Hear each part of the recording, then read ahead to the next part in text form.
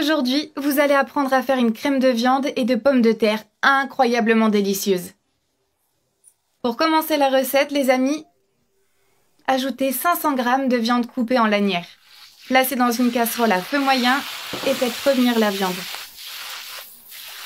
Après quelques minutes, la viande commence à libérer de l'eau. Les amis, c'est le bon moment pour assaisonner la viande. Ajoutez du sel selon vos préférences. Personnellement, j'ajoute une cuillère à café. Ajoutez également une demi-cuillère à café de poivre noir. Ensuite, remuez à nouveau jusqu'à ce que la viande soit cuite et que l'eau soit évaporée. Après quelques minutes, la viande est prête. Il est temps d'ajouter les autres ingrédients, n'est-ce pas? Alors, j'ajoute 2 gousses d'ail haché. Puis, ajoutez un demi-oignon haché. Remuez à nouveau jusqu'à ce que l'oignon soit ramolli et l'ail frit.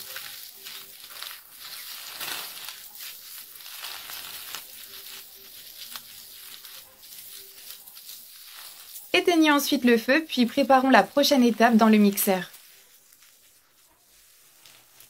Alors les amis, ajoutez 2 tasses de lait. Ajoutez seulement la moitié à cette première étape.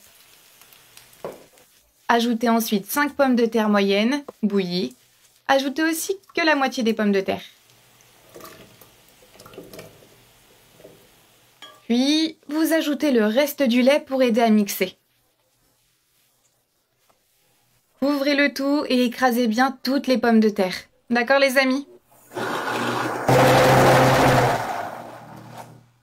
Après avoir terminé, ajoutez le reste des pommes de terre.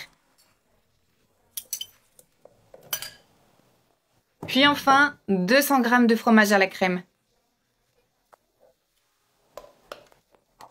Mixez bien le tout à nouveau. D'accord?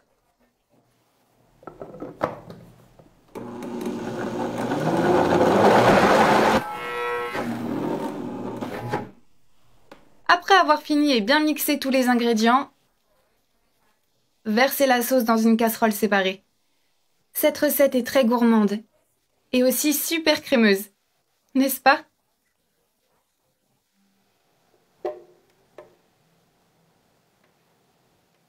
Vous allez adorer.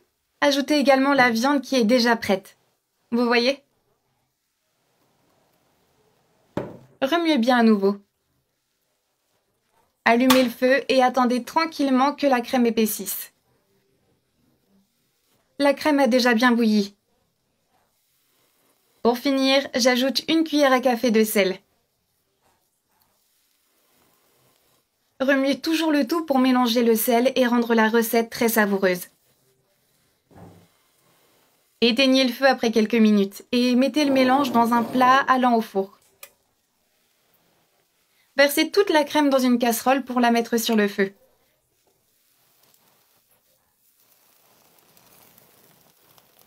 C'est un véritable spectacle, les amis.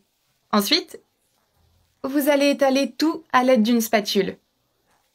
Puis vous ajoutez du fromage mozzarella sur le dessus. Mettez au four pour faire dorer le fromage légèrement. D'accord, les amis? Puis ajoutez un peu de persil vert pour encore plus de saveur. C'est magnifique. On y goûte?